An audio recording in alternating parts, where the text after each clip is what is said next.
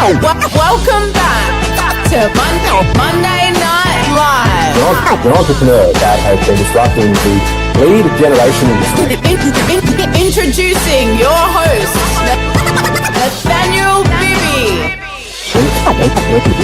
LinkedIn marketer of the year. Name's Nathaniel Bibby. Welcome to Monday Night Live. If you're new here, I'm Nathaniel Bibby. Over 500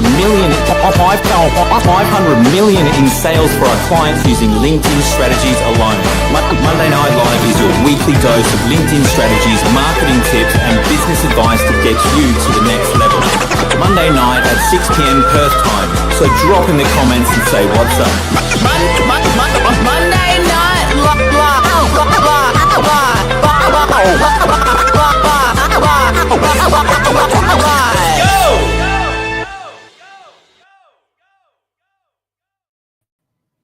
Ladies and gentlemen, welcome to Monday Night Live. Drop in the comments, say hello. Are you tired of posting and not getting anywhere? You've got so many social media platforms now, haven't you? How does it all piece together? Well, let me tell you something. Tonight, I actually haven't shared this before, and it's the backbone behind how I've managed to create millions of dollars in revenue. We're diving into the cross-platform content strategy that you won't hear anyone else talking about, but every creator should be doing, especially if you're building a brand on LinkedIn. And guess what? It's not about getting more followers or views. You can literally do this with a few hundred followers. It's about building trust that converts. Okay, so there are 4 core parts to tonight's session. And before we get into what those 4 parts are, let's just have a look in the comments here. Here we go. We've got Piers from North Devon. Hazel from the UK. The UK's in the house today, ladies and gentlemen. Good to see you both here. Drop in the comments and say what's up. Don't be shy, guys. I know there's lots of you that are watching that don't like to comment, but the more active you are, the more you'll get out of it.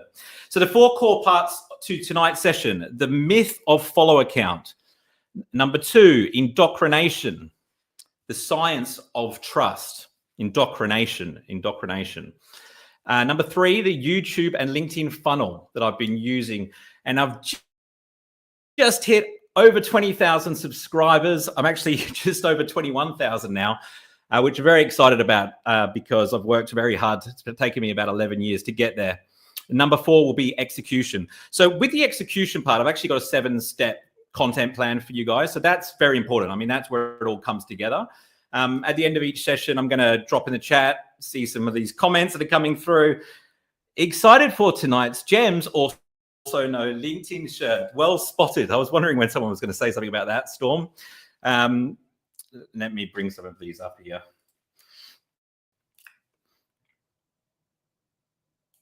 We've got a lot of people from the UK. That's awesome.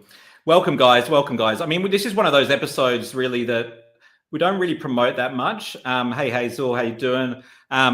Next week's the big one with Yasmin Alex. So I've been pushing that one quite hard. And then I have these ones in between where really it's just value. Like this is all about strategies that work, which I use. And so I'm glad that you guys are here. I'm sure you're going to get a ton of value out of tonight.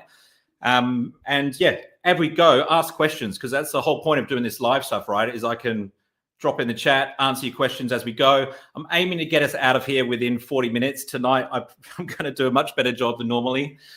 If you are new here, welcome to Monday Night Live. This is your weekly dose of LinkedIn secrets, marketing moves, and real talk about what's actually working right now in business. My name's Nathaniel Bibby. I'm the founder of a company called Bibby Media Group. We've helped generate over $500 million in sales through LinkedIn strategies. Would you believe it? It's probably closer to 700,000 now. I've trained over 40,000 professionals on LinkedIn. This is all I do every day. So drop in the comments, say hello, let me know where you're tuning in from. And if you're a regular on Monday Night Live, show them how we do it and get active in the comments. Without further ado, let's get stuck into the content. So part 1, the myth of follower count, right? The myth of follower count. I think this is something that we all get distracted on, and it is actually a problem. Like if you're focusing on these things, so a lot of people say, oh, I wish I had as many followers as you. I wish I had many views as you. Let me ask you something. Do you really believe that the person with 200,000 followers is doing more business than the one with 10,000? Drop in the chat and let me know if you believe that necessarily is true. Why do you think that? Is it because of the optics, the numbers, the likes and comments? I think it's the biggest trap that content creators can fall into. And it's what I call the vanity trap, obsessing over followers, posting for likes, measuring success by reach even, not revenue. Because once you go down the rabbit hole of content, you'll actually find that most of the people that teach you how to create content are actually talking about how to get more views, because there's an illusion out there that will equal, making loads of money. So the creators know that people think that loads of views and loads of followers means making loads of money. And so on like platforms like LinkedIn or YouTube, that's what they'll market. They'll say, this is how you're going to get more views and how you're going to get more likes. But the problem with that is it doesn't actually, truth be told, unpopular opinion, translate to return on investment, right? So the key is relationships. See, reach without relationship, it's just noise. You could very easily have 200,000 followers and get 1,000 comments on every post and be broke very easily. I know loads of people that have approached me for coaching that are in that situation. I don't have hundreds of thousands of followers. I don't know if you guys have noticed, but I've got about just under 40,000 followers on LinkedIn. I've got something like, I think it's 30,000 on Instagram. See, I don't keep track of these things. YouTube, obviously, the subscribers is a good indication of like people's intent. But again, it doesn't matter that much, really. And I've made millions of dollars in LinkedIn marketing and consulting and from YouTube, with just those 40,000 followers. And so there's a lot of people with a lot more followers than me that haven't got that same sort of business success. And that's because my strategy is not audience building. It's relationship building. Does that make sense? So, I mean, if you're here tonight, like, I just want us to make sure we're focused on the right thing. If we're in business and we're looking to grow our businesses and help more people and add more value, then what we want to focus on is return on investment. Think about it like this. Would you rather speak to 100 people who are obsessed with your content? They binge watch your videos. They trust you explicitly. They open every email you send them. They comment on every post. Or would you prefer 10,000 people who just scroll past your stuff and don't engage, and they forget your content? Speaking in milestones, like I want to take a moment, to celebrate that I've hit 21,000 subscribers now. I mean, it's huge. But the truth is, like, in the last 4 months, I've grown more than I did previously. I stopped posting for a while. It took me 2 years to grow at that same rate. And then, it was like something like 4 or 5 years before to grow the same sort of numbers. And that's just because I've learned over time what people are interested in and what the algorithm likes. So you've got to look at the analytics a little bit. But once you understand the trends, it's all about building a deeper relationship with your audience. And that's the strategy we're going to cover tonight. I've been deep in analytics, as you can imagine, on every social platform, not just on my own content, but on other people's content as well. And I've refined every step. And this is a strategy which I haven't shared publicly before. Why? Because it's not really tied to my business. Like, I mean, I don't really have anything to sell you that's related to YouTube as well as LinkedIn, but it's something that I've used successfully that works really well. And I'm going to call it the indoctrination strategy. I don't know if you guys are familiar with that word, indoctrination, but it's about building trust. Now, if you've heard me speak before, and this is part 2, by the way, we're on to part 2 already. If you've heard me speak before, then you know that I'm big on trust, and you know that I talk a lot about the mere exposure effect. The psychological phenomenon that the more times people are exposed to your brand, the more familiar you are.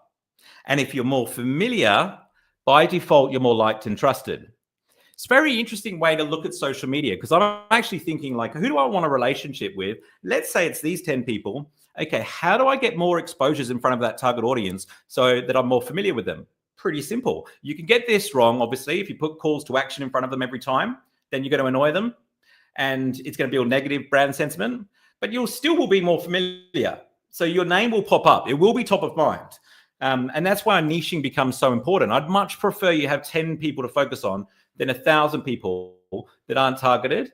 And then you want to turn these strangers, these people that don't know you, who are you're in your target audience, from a stranger into a believer, or something I like to call a super fan. Not a follower, not a viewer, but like a believer, right? Someone who will quote you to their colleagues, to their friends. They'll share your stuff without being asked. Yeah. It feels like they know you before they're even speaking to you. So where am I going with all this, right? So in order for you to build a stronger relationship with your audience, you need to be thinking about multi-channel strategies, because the truth is your audience isn't spending all their time on LinkedIn, right? They also spend time not on their phone. They also spend time watching TV. They could spend time on YouTube. They could spend time on other social platforms. It's up to you to find out which social platforms they're most active on, right? Now, for example, like my user behavior, and I'm not saying that I'm in my target market by any means, but I use LinkedIn obviously for business and networking. I also use Instagram more for social, but also behind the scenes sort of stuff. Like I'll share things, that my daughter's up to and stuff on there, a bit more personal. I don't really use Facebook much anymore, to be honest. I use YouTube for long form content. So I'm in a different mindset when I'm consuming each of those different platforms. When I'm consuming YouTube, a lot of the time I could be on the couch and I'm actually ready to watch like a 45-minute podcast or a long form interview. So it's a very different, you're actually reaching them at different psychological moments. The human brain is wired for emotional attachment. It's neurochemical. Like a lot of the things I'm talking about are based on brain science. So when someone consumes enough content, especially if they do it in different places, that aligns with their beliefs, values, and goals, and their worldview, and it delivers value, they see that person as an expert, Even if it's just like humor is a good one and entertainment is a good one, but you got to be careful with that because there needs to be value as well. Alex Hormozi is one of the fastest growing entrepreneurs on social media. He's been a successful businessman. You may have heard of him. I actually referenced him, I think, last week. And he has, like I said, been one of the fastest growing across Instagram, LinkedIn, you name it. And he recently switched his content a little bit from being like high impact shorts with things flying across the screens and fires and just loads of things to just keep you engaged, which I would call entertaining, to actually just doing long form with a whiteboard behind him. Like he'll do an hour and a half presentation where he's delivering education. And he said, when I started doing these education videos, the number of views that I got dropped through the floor. They dropped through the floor. But he said, I learned something though. He goes, people that watch videos to be educated, that don't need all of the bells and whistles and the entertainment, they're actually more likely to buy. Right? So it's a different quality of audience. Isn't that interesting? So he's actually way more comfortable getting less views because it's educational people watching his stuff. Because the easiest way to get loads of views and loads of comments, if that's what you want, by the way, if anybody here wants to win a popularity contest, the easiest way to do it is entertainment, because we all have a human need to be entertained. Therefore, your content can be relevant to everyone, certainly everyone in your network, and therefore, has the potential to go viral. Whereas if you're doing stuff like specifically for financial advisors or specifically to people in the construction industry, it's only going to, first of all, it's only going to cater to them. But then depending on how the content is positioned, like whether you're catering for the awareness stage or the consideration stage, or, even more targeted, like if you're sharing a testimonial or a case study, it's going to be even smaller portion. So you want to do the widest possible amount of people in the construction industry. Best way to do that is to have a network full of people in your target market. You don't really want people in your network that aren't in your target market unless they are connected to a load of people that will be in your target market. Like competitors are good ones to connect with, because you want your second degree network to be relevant, right? And so for me, for example, it makes sense for me to connect with business mentors, business coaches, web developers. A lot of them have the same clients that I would deal with. So that's good to connect with them, because my second degree network, which is people that have mutual connections with me, get wider. But that's the foundation really of the content stuff. But you've also got to train the algorithm that just because you've got these people in your network doesn't necessarily mean you're an expert on that topic. And how do you do that? Well, you actually train it by consistently posting and talking about the same thing. LinkedIn, any other social platform, will look at the content you're posting going, okay, this guy talks about this. They'll even go as far as looking at your profile and say to themselves, is his profile in line with what he's talking about? You know, those guys that have got like on their profile, they like do, I don't know, they're a financial advisor, but all they post about is cooking. That's an incongruent, scenario.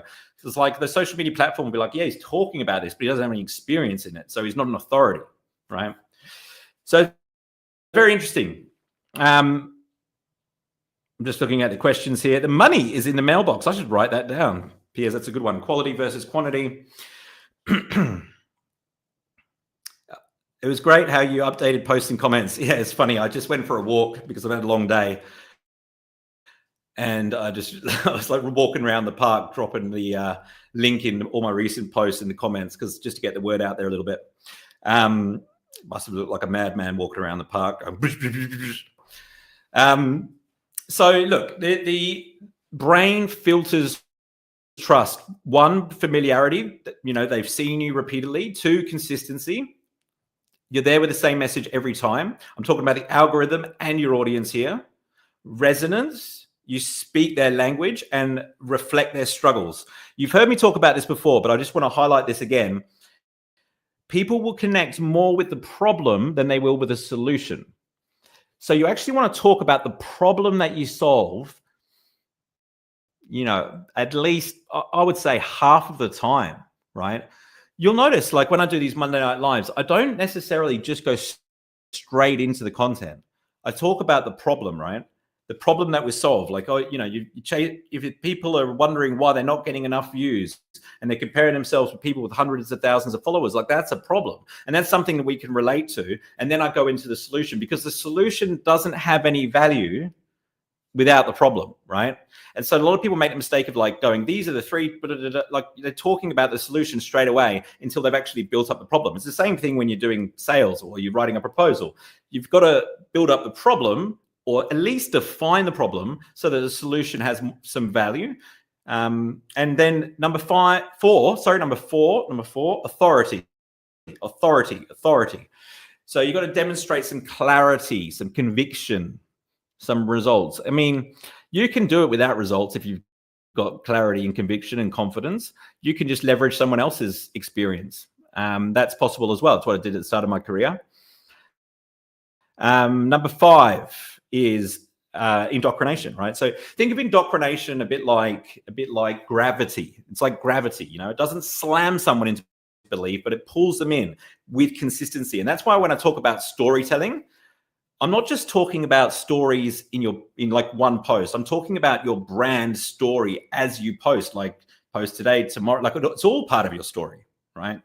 And that's why people like to see those little, selfies of you on the way to the conference, or if you, get featured in the newspaper, when you share about it, it's a win that they can feel and they want to celebrate you because you're pulling them into your story. You've heard me talk about this before as well, but the Monday Night Live, I have a newsletter where I share what's going on in the background. That's what I'm doing there. Okay. And this is why I say I literally don't want to work with clients who haven't consumed my content. And there's a difference between somebody that has consumed my content on LinkedIn and the people that have consumed my content on YouTube, right? Because if they haven't consumed my content, put it this way, like if they just contact me and they're like, oh, I heard you're good at LinkedIn, send me a proposal.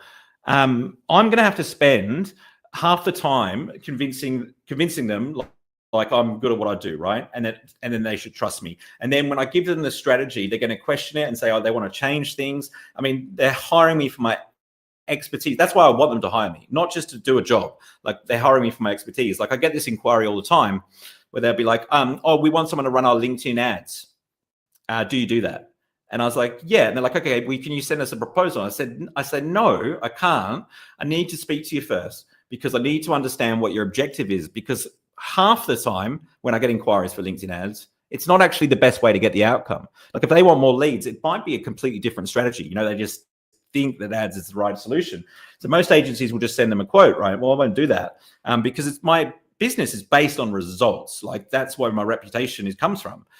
So I'd prefer that they actually watch some videos first, and that's why you have to think about multi-channel, but you can't market YouTube on LinkedIn and expect like to get results. Like you might see me put YouTube video links in the comments underneath LinkedIn posts, especially if it's like a clip from a longer form video, then I might put the link to the longer form video in the comments.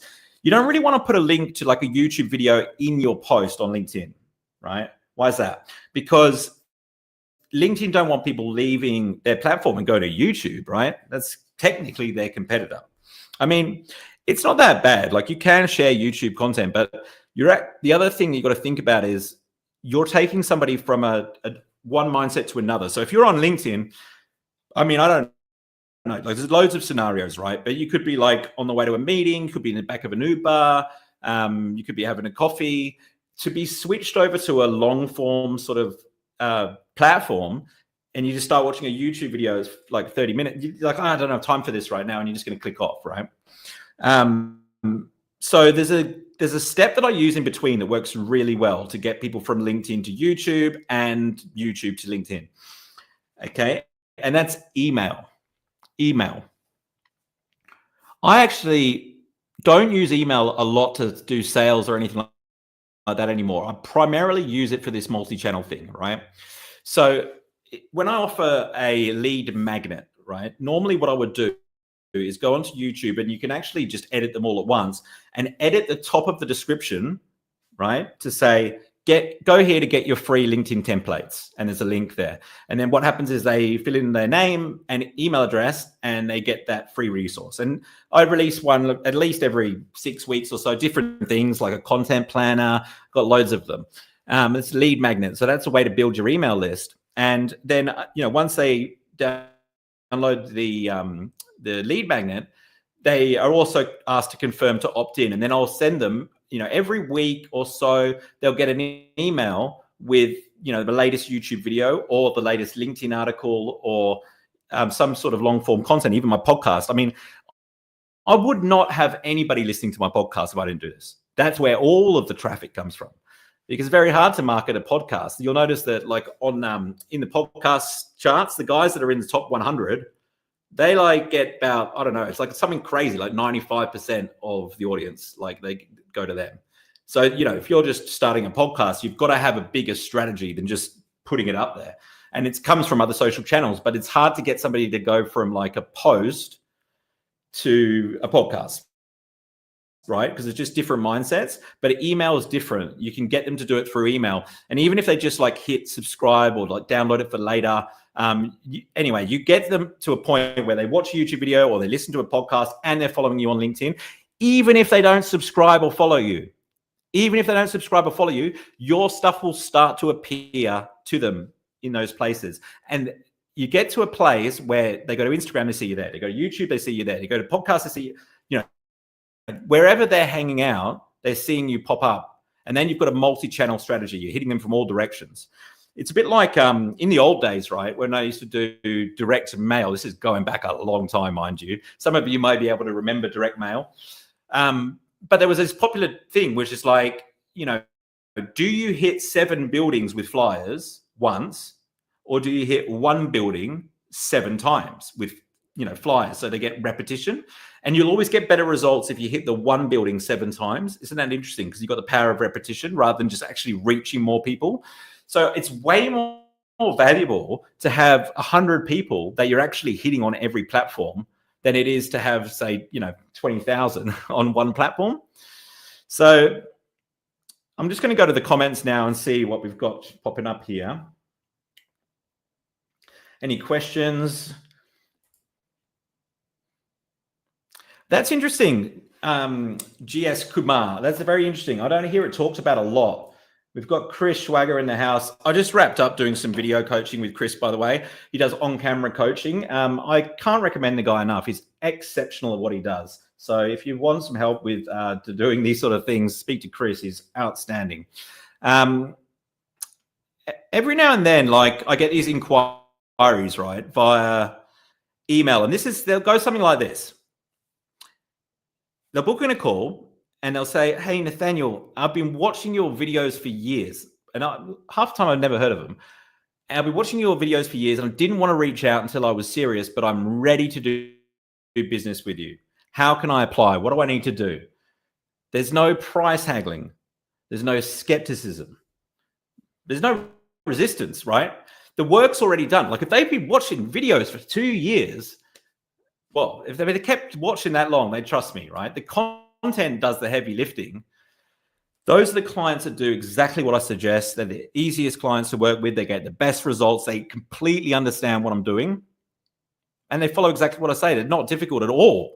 So it's ideal if a client comes through that hasn't seen my content for me to direct them to it. Because once they go through that exercise, they trust me and that indoctrination has already occurred. And you need to do the same thing with your business, right? Hey, by the way, if you're enjoying this, I am launching a LinkedIn video secrets course. I shouldn't really be talking about it yet, should I? It'll be launching in about 2 or 3 weeks. I've just got to do a few final touches to it. But if you do want to hear more information when that's released, drop the word secrets into the comments and I'll make sure we get some information out to you. LinkedIn is investing a huge amount in video at the moment, guys. It's going to be huge. I mean, I just watched this interview with Stephen Bartlett and the head of strategy at LinkedIn, and all she kept talking about was video. So it's going to make a huge difference if you've got a library of content ready to go. All right, we're going to go into part 3 now. How are we going for time? We're cooking with gas. All right. The YouTube and LinkedIn funnel. Okay, let's talk about it. So LinkedIn, think about it like your handshake. It's the elevator pitch. It's that brand awareness. Like you're hitting them with those 1-minute videos and a short form image post, right? 60 to 90-second videos. Micro moments of influence. They see your face, they scroll, they see you in the comments, the seeds planted, and they start to become part of your community, right? But I'm not trying to close people in the newsfeed. I'm not trying to close people on LinkedIn. I'm trying to actually get them. Generally, I want them to go to YouTube, or email or DMs. YouTube, email, or DMs, not public post captions. Why? Because when they land on YouTube, it's a whole different journey. The thing most people will miss is YouTube's not a social media site. Did you know that? It's not a social media site. It's a search engine. So you can optimize your videos and get traffic on them for years. Some of the videos that I've got the most traffic on, I posted 8 years ago and they're still getting traffic because they're optimized, right? So all you do is you set your videos up to be optimized for keywords that people will search for. And like I'm in the marketing industry, right? And there's not much like if you're in construction or accounting or anything that's not related to media, there's just no competition. I'm not saying it's easy, but there's just no competition, right? And it's a search engine. Do you know how much easier it is to get a video to rank at the top of the search results than it is a web page? Whew. And then you throw the video on your webpage will rank up there as well. I get loads of traffic through my website through videos. Basically, that's my strategy, right? So you optimize your videos with keywords that people search for. It's pretty easy to do. You just mentioned that keyword in your video, right? So like I've got a couple of how-to videos that bring in loads of traffic. How to download a LinkedIn video. You'd be amazed how many people search over the years for how to download a LinkedIn video. I actually release an update every couple of years on how to do it. And all I do is the title is how to download a LinkedIn video. When I start the video, I say, hey guys, today we're going to cover how to download a LinkedIn video. Because YouTube base all of their optimization on the transcripts that they automatically generate, your title, and your click-through rate. So that you have your thumbnail has to get a few clicks. But apart from that, that's pretty much the game. And then you've got to have some watch time as well. They don't care how many views they have; they care how long people watch for. So that's why when I do live talks, they get the most views because they're longer. And that is interesting. Like I was posting content on YouTube for about 6 years. And I was starting to do all right. And I realized when I looked at the analytics, oh my goodness, 90% of my subscribers were coming from one video. Wow. What video is that? Why are they all coming from that video? And it was one of a live talk, right? It was live presentation. Okay, live presentation, check. One of the things was, which is funny, I don't even know if this is a thing or not, but I was actually wearing a t-shirt. Normally I wear like a shirt and a blazer and that kind of thing. So I was like, it could be the t-shirt, right? Could be that it's a live talk. But the other thing that was interesting about this live talk, because it was actually, in my view, like a terrible talk, is the slides didn't work. So I got there and I was in front of the audience and they had somebody putting the PowerPoint up for me and it just wouldn't work, right? And so I had to do the whole presentation without my slides. But this is what was interesting about doing that, is because, when I have slides, it's tempting to, look, I know you're not supposed to do that, but inevitably sometimes I would look back at the slides. I couldn't do that this time. So I was looking at the audience the whole time and the camera was getting my face. That video did really well. And so I started like not using slides in my keynotes and, making sure that the cameras were angled so that they could capture my face. And those talks just used to do really well. It got to a point where I was doing a talk every 2 weeks just to film it for YouTube. Like most people do talks and they're selling to the room. I'm literally just thinking about how do I deliver the most value to the people on YouTube, because there's 100 people in the room for the talk and there might be a couple of people that are in, the customer journey already. Like I would invite prospects along. And there'll be 3 or 4 people at the back that I'm like going to do a big deal with, right? But I'm not selling anything to anyone in the room, but I'm looking at where the cameras are, right? Because it's all about the YouTube content. Because I get 100 people, 200 people in a room, but on YouTube, if it does well, I think my best video might have got 200,000 views, 200, and it's very different to a LinkedIn view, right? If somebody is watching a 45-minute video, like if you got 200,000 of those people, that's huge, man. Like it's very different than watching like a 60-second clip. Those videos are killer, absolutely killer. I've been creating a lot more YouTube videos recently, but I encourage you all to get onto YouTube. It looks like there's lots of competition. There really isn't, because if you look at who your competitors are in your local market, I bet you they're not doing anything on there. If they're doing anything, they might have 2 or 3 subscribers. They're not taking it seriously. It's a huge opportunity. And you've got the benefit of being able to build an audience on LinkedIn and translate them over to YouTube, where your content is evergreen. I haven't talked about this before, but this is literally the strategy that I've used to grow my business. And I blow all of those other guys with like way more followers out of the water when it comes to business, because they're not doing this. We are cooking with gas, aren't we, Paolo? Matthew Cody in the house. Okay. I think I got a bit fired up there, didn't I? It's pretty awesome that you could get from somebody consuming content on here to them actually consuming it on their couch. Because what I do when I'm watching TV, like if I'm with my partner Lacey or Brooklyn, like we watch, movies and shows. But if they go to bed, I'm on YouTube, man. I'm watching like podcasts. I'm watching like how-tos. I'm learning about different marketing channels. Like I'm really interested in that stuff. And there's a lot of other people are as well. But you're capturing them on the couch. Like it's a completely different platform. So it's full spectrum content marketing, right? And it's all free. I'm not talking about any ads here. And like people will use ads, like indoctrination. If somebody's consumed like 50% of a video, they will advertise to them, remarket them. Whenever I've run Facebook and Instagram ads, it's always been remark. I'm never marketing to new people on Facebook. No way. So people like talk about Facebook ads don't work, or they do. Like still comes down to who you're marketing to. I'm literally like bringing my audience that's in email, that's in LinkedIn, my LinkedIn connections, my YouTube subscribe. Like I'm like put all these together, find everyone that's on Facebook, and let's advertise to them again. And I'm not interested in cold traffic, right?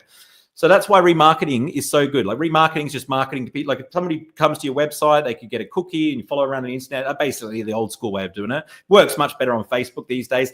LinkedIn can do it as well. It's not, it's not quite at the level it should be, but it's not bad. It's not bad. You don't want to be spraying and praying on ads. You know how much you could spend. You can spend hundreds of thousands of money on ads. Like if you're just targeting cold people, like unless your ads, unless you know what you're doing, you waste a whole lot of money. Like it sends a lot of businesses broke, right? It's not the same as it used to be, like throwing an ad in a newspaper. Very different now. It's surgical. The most underrated skill ever, like social media, especially running ads, right?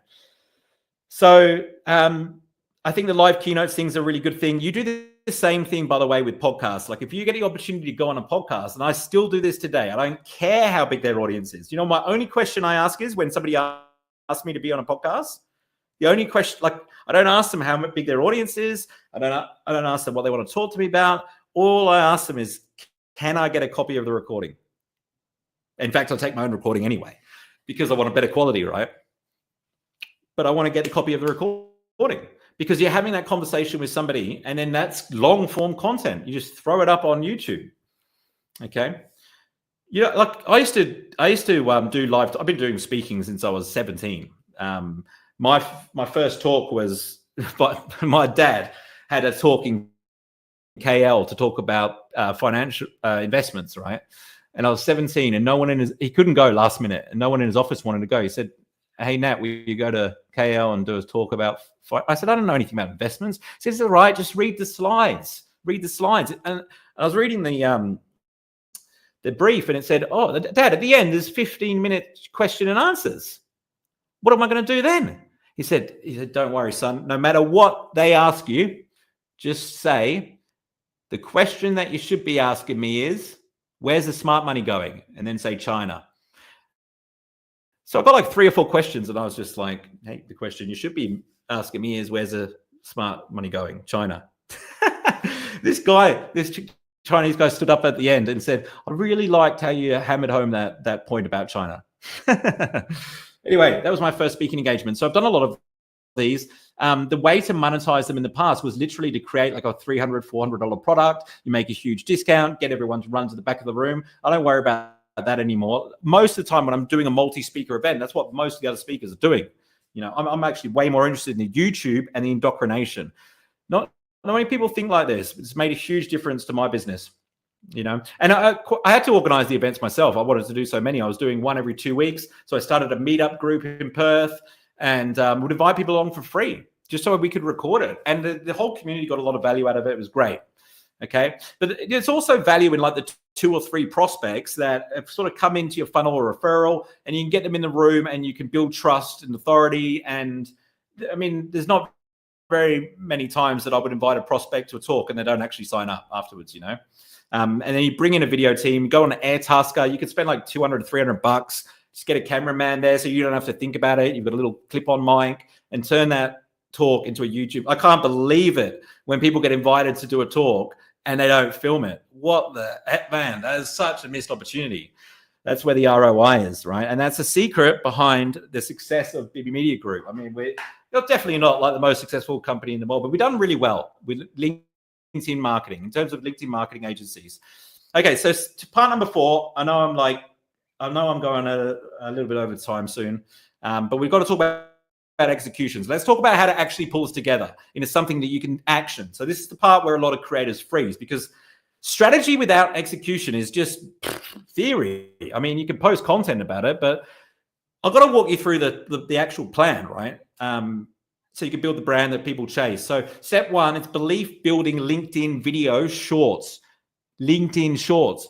You know, it's simple but essential. You've got to post short videos, and like if you get them professionally done, you are going to build more credibility. It's worthwhile doing. Like when we create content for our clients, we create 30 at a time. I interview them, I ask them questions which I know will get engaging answers, and we've cut it up into short form content. That's really useful. You can use AI, like Opus Clip is pretty good, but you kind of got to know what you're doing. When I say that, you got to make sure that this story makes sense to someone, right? It's got to be about 1 minute to 2 minutes. I'm not a big fan of these 30-second videos. Apparently they do better, but I think you've got to get the value across.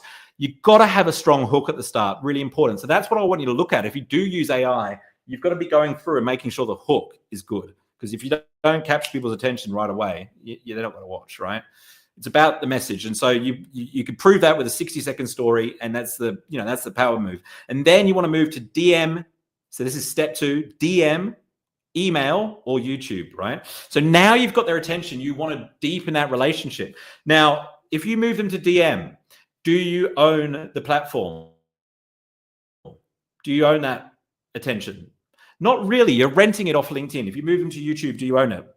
Not really. You're renting it off YouTube. Do you own it more than LinkedIn? Probably, right? Because it's a search engine. Okay, like you're more likely.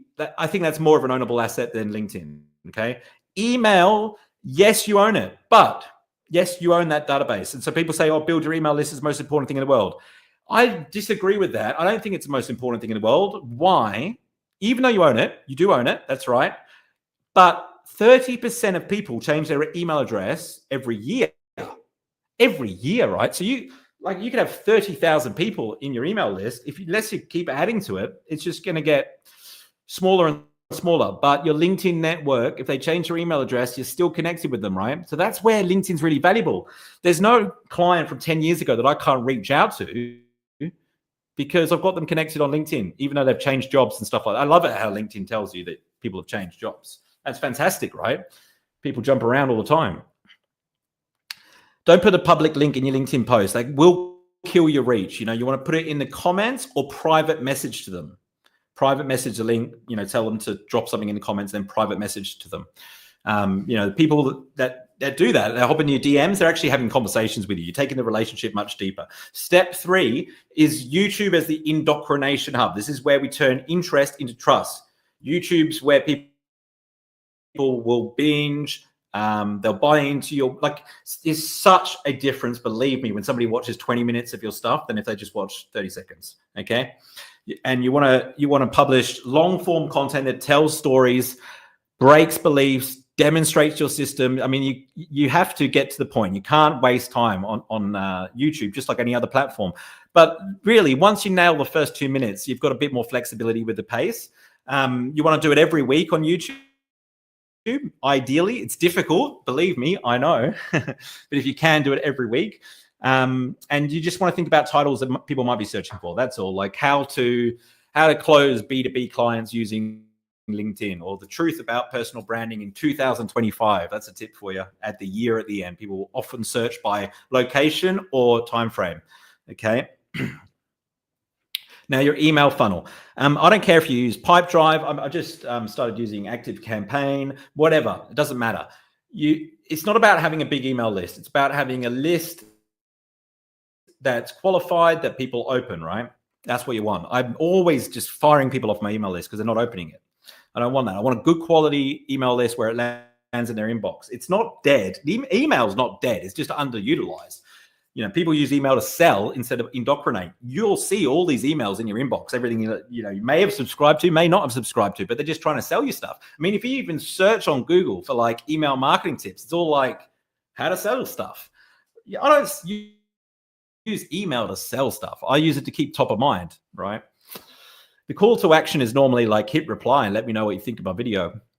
And by the way, if you haven't subscribed to my list, yeah, go get my templates that I'll put you on there. You'll get an email like once every week or two. Like, I don't do it a lot. I don't want to interrupt people too often, but it's another way to cross-market platforms. I think it's really important because a lot of people on LinkedIn don't know you got a YouTube, and vice versa, right? It's a big point of difference.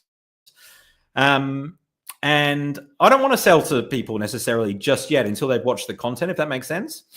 And email is how you control the narrative.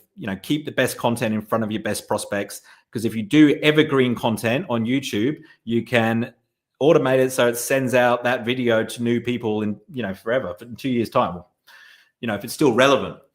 Okay, so step 5 is multi-channel re-entry, and this is where it starts to get fun. So after someone watches your YouTube content, guess what? They go back on LinkedIn, right?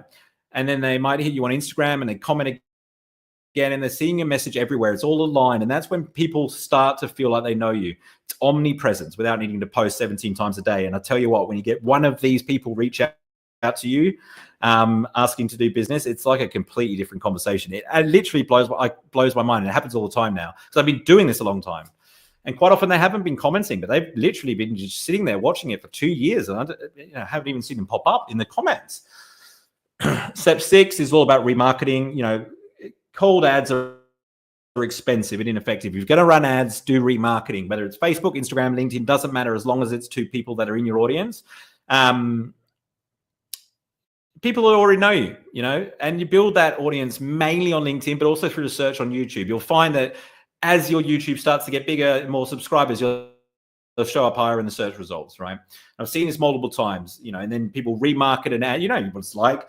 You go onto Facebook and you watch a video, and the next minute you're getting ads on Instagram. I mean, that's strategy works, right?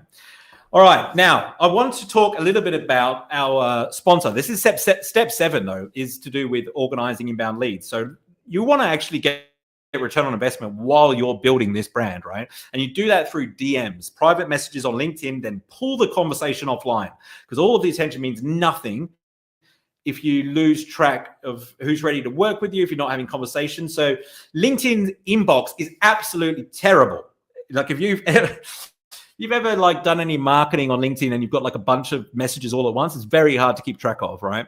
I still find messages from back in the day. Well, I don't anymore because I've used Kondo, where I missed replying to somebody that was ready to do business. It's crazy, once you start to get over 5,000 connections. I mean, look, it doesn't matter if you've got 5,000 connections or not. It's really terrible inbox. Like when I'm managing campaigns for clients, they're always asking me, how do I keep track of this inbox? You got to use Kondo. So Kondo is a tool that is for LinkedIn specifically, and it's an inbox management tool. And I forgot to mention this at the start, but we've got them on board as a sponsor for like 4 weeks. This is the second week. And they're giving away a 6-month membership to Kondo for free. So like, drop in the comments, because I've got a little tool here that's going to take all of the comments and it's going to come up with a winner. And we're going to do that in a minute. I should have told you that at the start, but I didn't. So if you're still here, drop in the comments. This is your chance, right? But Kondo is amazing. Like you can tag different messages and say, okay, that's a hot lead. That's somebody I don't want to respond to. You can narrow it down by who you haven't replied to yet or who hasn't replied to you. So it's just really valuable. Check it out. The website is Try Kondo. Just search for Try Kondo online. But it's very, very, very valuable tool. So let's just recap quickly, shall we? We'll recap real quickly and then we'll pull a winner. So make sure you get in the comments. I want to see more comments coming through if you want to win 6 months with Kondo. All right. So recap the whole 7-step plan. Belief shifting short form on LinkedIn. Number 2, drive interest to YouTube via DM or email. 3, build trust through long-form, bingeable YouTube content. 4, use email to nurture, not sell. 5, let people find you again on multiple platforms. You have to find out where they're hanging out, though. 6, retargeting, remarketing, whatever you want to call it. Remarket to your warm audience. You can do it by telephoning them as well. It doesn't have to be online, but you want to deepen the relationship. Everything I'm talking about here is about relationships. And then pull the conversation offline with private messages through Kondo, right? So now we're going to get into the winner. I'm glad. Kondo with a K, guys. Come on, not with a C. It's with a K. So I should have mentioned that. All right, let's see if I can figure out how to do this. We're going to bring up the tool, which I haven't used just yet. Okay, look, it's just started pulling in the comments because I've just pressed the button. So you need to I'm going to give you a minute to drop comments in now because it's not taking comments from before. I should have pressed it at the start. So I'm going to give you a minute to drop in some comments. Just comment. You don't have to say Kondo. You can say whatever you want. And then we're going to draw a winner. All right, so I'm going to let you guys do that. And while you're doing it, I just want to tell you a little bit about, I want to see these entries coming up. Oh, there we go. Oh, no. Oh, it's not doing it already. Hang on. Oh, my goodness. What's going on here? I'm going to share this with you guys. I'm going to share my screen with you. Let me share my screen with you. We've got a winner. Can you see that? Yay! Can you see that? Oh my goodness. I'm not going to pronounce it right, am I? Komal Naik. I'm sorry if I pronounced it wrong. You won 6 months with Kondo, and I successfully managed to use the tool in the end. Jesus. They don't make this technology stuff straightforward, I can tell you that much.